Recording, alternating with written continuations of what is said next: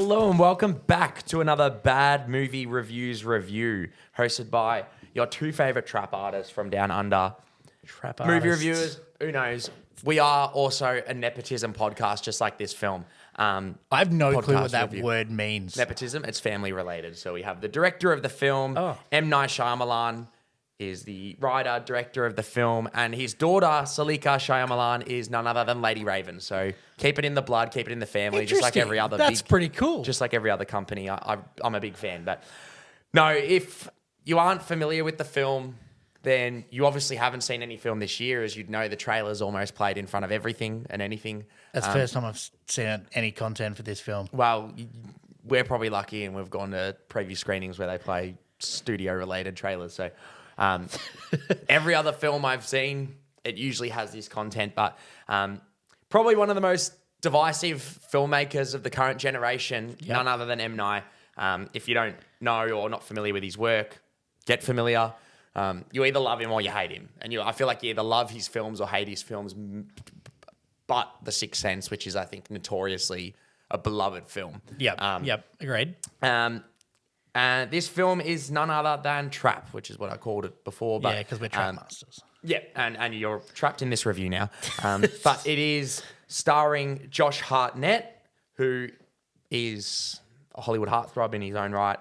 And it's basically to keep the plot as bare bones as possible, which we do like to do here. He's taking his daughter to a concert of their favourite artist, and it's basically all a trap by the police to secure a serial killer, basically. So that's pretty much what the plot gives away. I won't give any more than that, and I will avoid that because M. Night Shyamalan films historically are very twist-related. Yeah.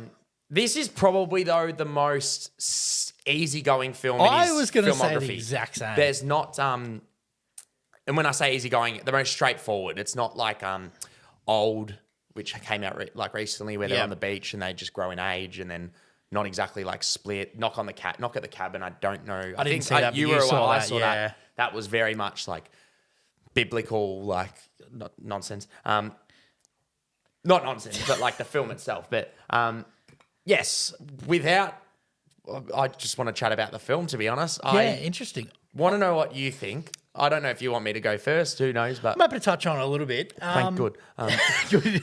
I agree that it was one of the most, I think, more straightforward. I don't want to get into like any of the plot or anything, but I was expecting, I think, a lot of like twists and turns, and I don't think they happened. But that doesn't take away from the film. It was just kind of like, I know the way his art direction is and his storytelling and the way he does his jam, and I was expecting that, not inherently what I saw. Doesn't take away from what it was. I think I really enjoyed this film overall. I thought it was quite well designed, well crafted. It was very I thought well acted too. From all the little minuscule details to like obviously the major overarching stuff. I thought it was pretty well done. When it comes to, I don't want to get into like plot. We'll talk about some of that maybe just a smidge later. But I think some of it let me down a little bit. We can discuss that a little bit off camera, kind of what that looks like. But otherwise, I thought great performances. If we can chat about it if it's spoiler free, or even if you try and dumb it down for. I don't know if I can. Okay, that's fair enough. You know me. I normally just have to give that's fine. Really rough things. I've got a few things I'll chat about that obviously cover some of the spoilers, but I'm not going to obviously chat and spoil the film. I guess where I'll go from there, I did have a really fun time with it. Yeah. I think it's one of his better outings, and I think that's because it was almost straightforward. I think where his previous films have probably lost me, except for, Village, like very, very early stuff. Yep. Most recently, he's kind of went for those twists and turns, and some of them have lost me. Some of them I'm like on board, but then they just kind of keep going. Whereas I enjoyed the aspect that it was just you're getting what you see. Yeah. And I think that really helped having Josh Hartnett, to be honest, who plays Cooper in the film. There was a reason he was the biggest talked about Star back in, the early 2000s with Black Hawk Down, when he had this phenomenal run of just being in every big film you could imagine. He ended up taking a, sabbatical from acting for 15 years and turned back up in Penny Dreadful, the show, and obviously was in Oppenheimer recently. He is great in the film. Almost has about, very similar to Split, like 30 different personalities kicking in, like loving Dad, and then like just like kind of flips a switch, and it's obviously talked about in the trailer. There's no. He was good at the facial expressions. Yeah, it kind of creeped me out. Yeah. But, I thought everyone in the film, performance-wise, even some films will generally have, like, not that I'm talking negatively about child actors, but sometimes they're just. It's hard to get the best out of them. They're developing. But I actually thought Ariel Donahue, I think is how you pronounce it, Riley's daughter, was actually quite good in the film. Yep. And I just thought overall, even the musical aspect, obviously the fact that his daughter's playing the Lady Raven, which is quite funny. I do actually respect that. You may as well keep it in the family if you can. Why not? She's an actual artist? I believe so. I don't think Lady Raven is, but I know she like sings and because there's a few bangers there that you. Yeah, no, like I got to give it props because we've reviewed musicals in the past. Yep. Not that this was a musical, but a film very heavily related, based around musical aspect and original music. It can be quite hard to integrate into a film and integrate it well. Yeah. And I thought they really did that concert aspect quite well. And the direction, M. Night's always been a very visual person. I thought the direction was quite good. It did emit like a feeling of claustrophobia in the sense that you almost felt trapped, like it was like we needed to figure this out. And I did feel like he did that right. Where it kind of not lost me, but where I would have just thought this could really make for a better film was just towards the end. I felt like it kept carrying on, not necessarily the character decisions or what was happening in the film. It just almost felt like Return of the King in the sense that there was like 10 different climactic situations and then it happened and then something climactic. Whereas Return of the King's a 5 out of 5 film on every other aspect. It just, like, I couldn't care if it kept carrying on for another 10 hours. Whereas this film's like just a perfectly good time, fun time. Nothing spectacular, not terrible like some of his other films, but I just felt like I was sitting in the theater and I'm like, oh, okay, this is how it's ending. And then it continued. And not just that happened, but like it almost happened 3-4 times. Yeah, at least. So, and not that like, because I was on board with what was happening. It's just like how it was made. It came to a climax and then that happened. And I'm like, okay, well, this is going to happen. Yeah. And then it continued. So it wasn't necessarily that. It might have just been the writing, like a tighter script. Obviously, he writes and directs all his stuff, which I give major props to. I'm nowhere near as talented as that to do such a thing, but just potentially a little bit more of a tighter project in that sense. Coming to the later, like the second half of not even the second half, maybe the last 20, 30 minutes, I really could have been on board with it. In saying that, I had a really good time. I think it's fantastic to see Josh Hartnett back in the screen, and the movie did feel very camp in a way as well. Like it felt very. What does that mean again? Oh, it's just like it's very self-aware. It's very self-aware. Gotcha, like gotcha. there are funny moments where you probably shouldn't laugh, and you're like, like. Yeah, I had a few of them where I was grinning at things that were like probably not grinnable things, but that's the kind of thing they invoked. Yeah, I think I knew exactly what it is, and I think Shyamalan's always been great at that. Like, maybe not necessarily the storytelling aspect, but he's been fantastic with visual side of things, especially obviously recently. I mean, Sixth Sense is one of the greatest, mystery thrillers of all time. Even Village and Signs, they've been always interesting film, and I got to give respects for that as well. Like every film he does is something completely original, something feeling very new. Like Very unique, I don't know a film after watching this. I couldn't name another film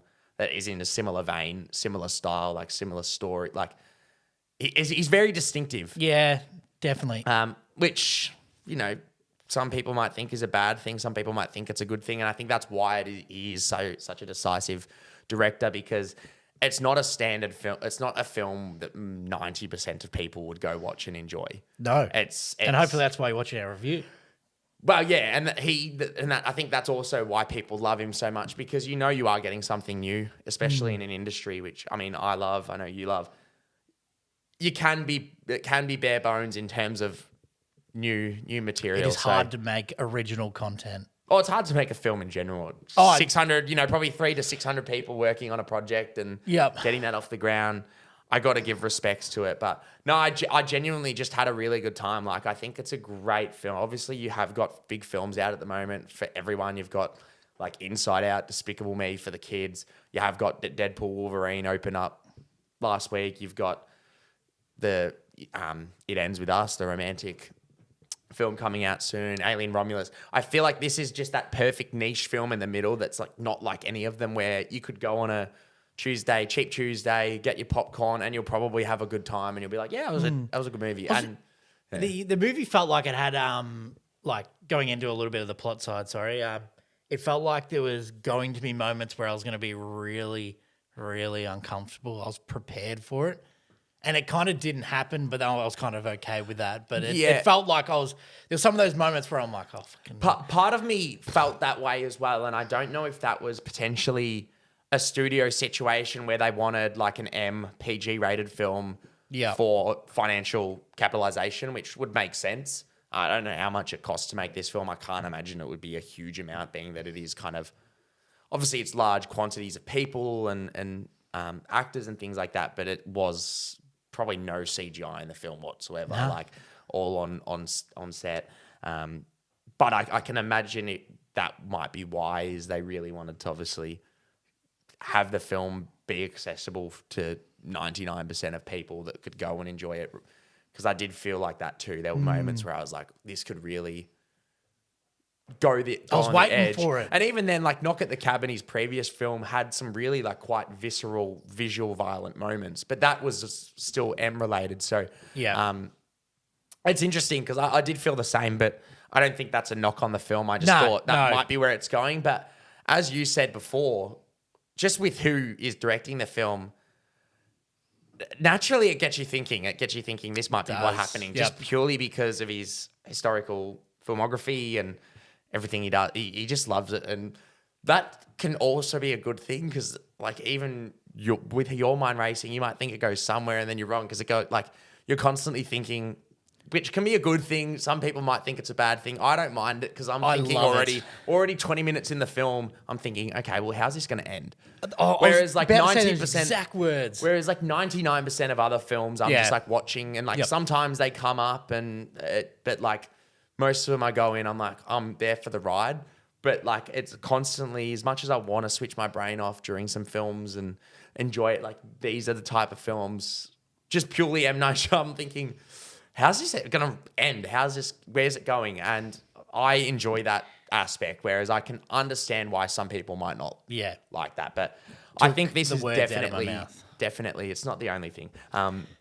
I don't know where that was going. That was quite, vulgar. But it is, in my opinion, one of his better outings in quite some time. I did enjoy Knock at the Cabin and Old and Split, but I just think that this is probably something that I guess caters to. It was a bit more grounded, definitely. That's for sure. Yeah, I think as Hollywood people like to say, one for them, one for us, where they make one. Actors say it. They make their Marvel film and then they go make their art house film that'll gather them 20 Academy Awards or whatever. Yeah, I feel like this might be his situation of one for them, where it still has his visual style, but story wise, even though he wrote it and obviously directed it, it just felt a little bit more, grounded and very, very like not simple, but straightforward in its storytelling side of things.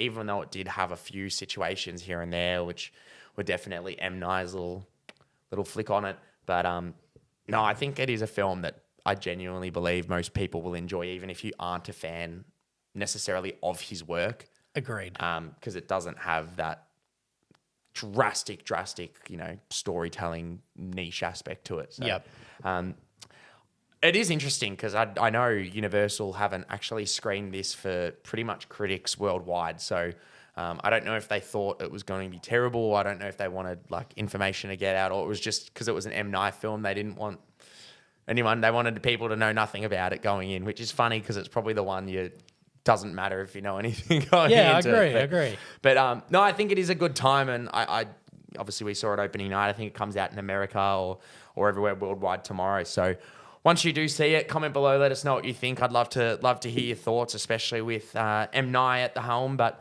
if you like our review, like our videos, please give it a like. It does mean a lot. And subscribe for more content. And we'll see you next time. Thanks, guys.